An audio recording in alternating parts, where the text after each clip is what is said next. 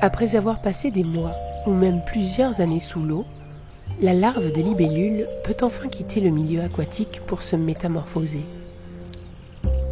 Elle change alors radicalement de costume et entame une nouvelle vie aérienne. La toute jeune libellule laisse derrière elle son ancienne peau appelée exuvie.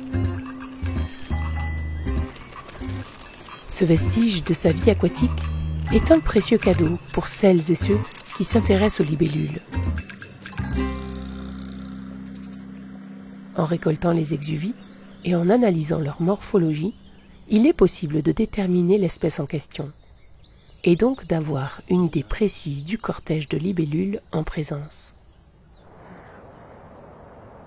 Sur la Loire, la vie larvaire des libellules est un grand inconnu.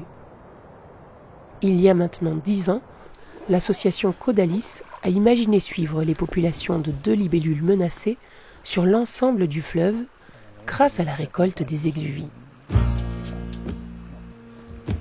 Ce travail fastidieux a été possible grâce aux milliers de bras qui ont participé à la récolte de plus de 60 000 exuvies de la source jusqu'à l'embouchure du fleuve. Des sorties nature sont organisées régulièrement pour récolter tout en découvrant ce monde fascinant des libellules.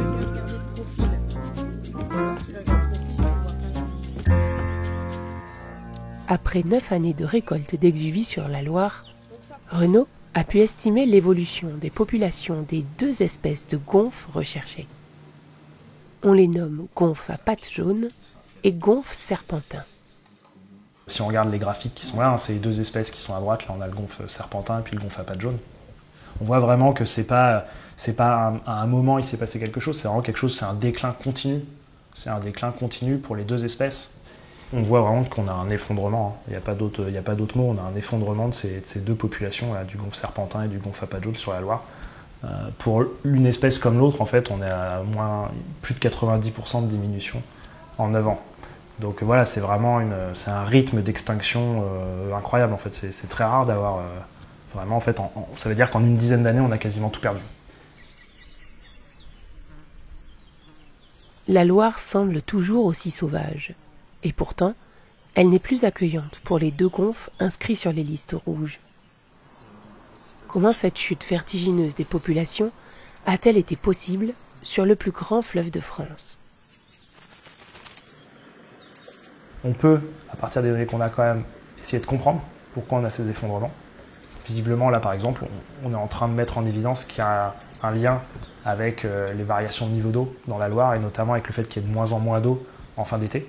Et donc effectivement, si on a de moins en moins d'eau et qu'on a à ce moment-là des vagues de chaleur, on va avoir des taux de pollution qui vont augmenter, on va avoir tous ces cyanobactéries qui se développent de plus en plus. Donc on va créer des milieux en fait, qui sont de plus en plus contraignants pour des espèces vraiment spécialistes, quoi, et puis qui, elles, sont adaptées à des rivières en bon état de conservation.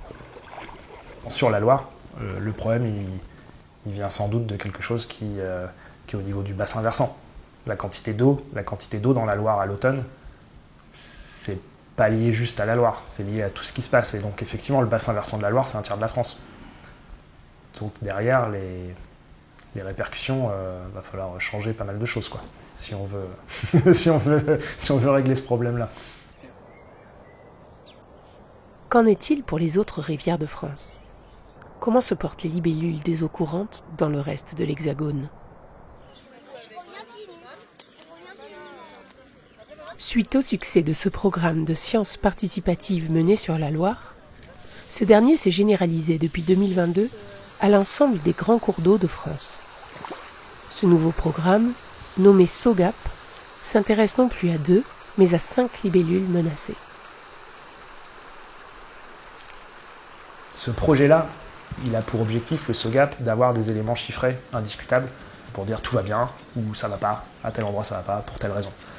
À partir de ça c'est ce projet-là, en fait, il s'intègre dans un plan national d'action en faveur des libellules, qui est porté par le gouvernement, qui est porté par l'État français, et qui, lui, pour le coup, a un objectif très clair d'être en capacité de maintenir les populations de libellules dans un état favorable de conservation à l'échelle de la France.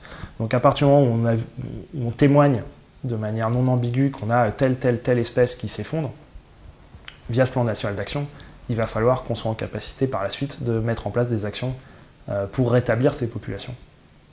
Ça ne va pas être simple.